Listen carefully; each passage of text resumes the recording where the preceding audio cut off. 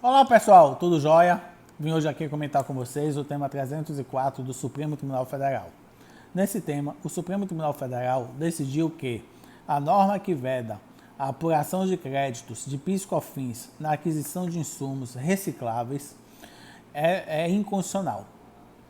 O plenário deu provimento ao recurso extraordinário 607-109 com repercussão geral.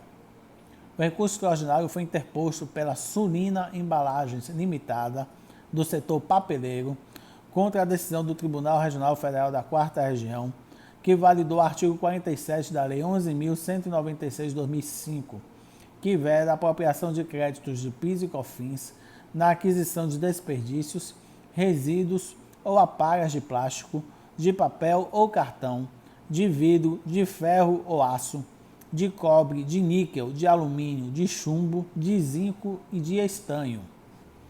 No STF, a empresa alegou que o dispositivo fere normas constitucionais sobre o dever de proteção ao meio ambiente, ao tornar mais onerosa as atividades de empresas que utilizam materiais recicláveis em relação às que usam materiais oriundos da indústria extrativista.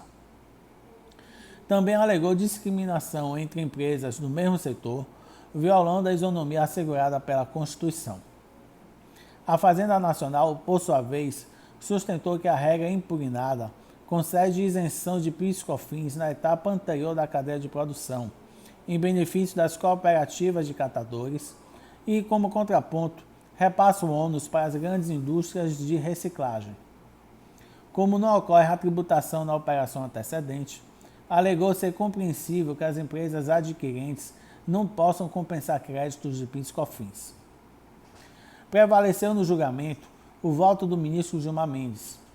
Ele lembrou inicialmente que no recurso extraordinário 607-642, com repercussão geral, a Corte entendeu que o legislador optou por um modelo legal de coexistência dos regimes cumulativo e não cumulativo do PIS/COFINS.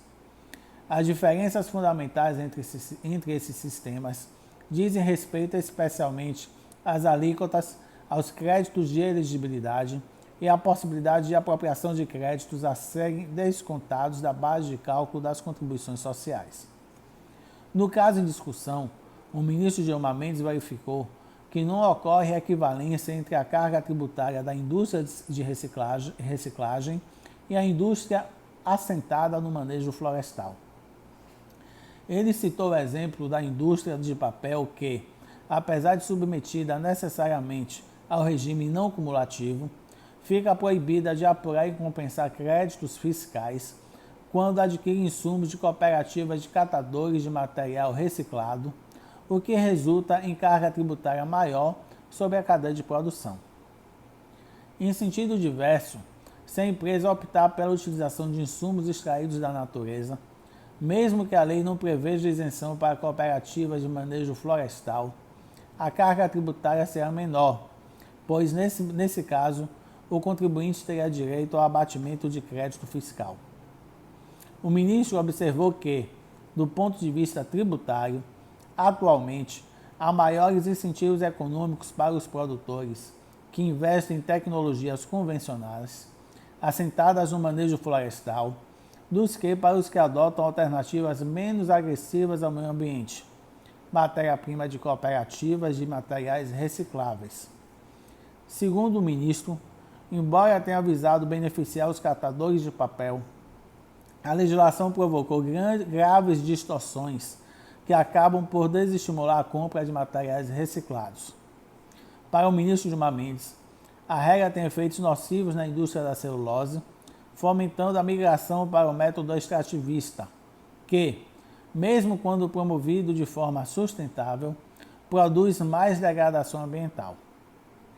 O Estado brasileiro prejudica as empresas que, ciosas de suas responsabilidades sociais, optaram por contribuir com o poder público e com a coletividade na promoção de uma política de gerenciamento ambientalmente adequado de resíduos sólidos, ressaltou o ministro Gilmar Mendes. Outro ponto observado pelo ministro é que a Constituição Federal consagra o meio ambiente como bem jurídico que merece tutela diferenciada, o que impõe ao poder público e à coletividade o dever de defendê-lo e preservá-lo para as presentes e futuras gerações, conforme prevê o artigo 225.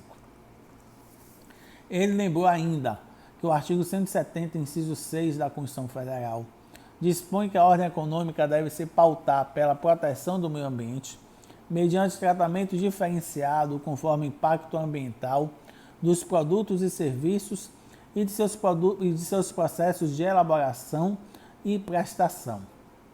Segundo seu entendimento, não há espaço para o esvaziamento dessa norma mediante a imposição de tratamento tributário prejudicial às empresas que investirem em métodos industriais menos adesivos ao meio ambiente. Além disso, observou que os maiores prejudicados por esse mecanismo serão os agentes econômicos que compõem o elo mais frágil da cadeia produtiva. No caso, as cooperativas de catadores, formadas por pessoas físicas de baixa renda. Considerando a interdependência funcional das normas previstas nos artigos 47 e 48 da Lei 11.196 de 2005, o ministro Gilmar Mendes concluiu que a solução mais adequada é a declaração de invalidade do bloco normativo que rege a matéria. Assim, as empresas do ramo de reciclagem retornarão para o regime geral do PIS/COFINS, aplicável aos demais agentes econômicos, afastando o risco de o tribunal incorrer em casuísmo e, involuntariamente, agravar as imperfeições sistêmicas da legislação tributária. A tese de repercussão geral foi a seguinte: são inconstitucionais os artigos 47 e 48 da Lei 11.196 de 2005, que vedam a apuração de créditos de PIS/COFINS na aquisição de insumos recicláveis. Pois bem, gente, esse foi o breve vídeo que eu fiz para vocês sobre o tema 304 do Supremo Tribunal Federal. Espero que vocês tenham gostado. Se gostaram, dê um like, continuem inscritos aqui no meu canal do YouTube e me sigam lá no meu Instagram, @JoãoPauloPiropo. Um forte abraço e até a próxima.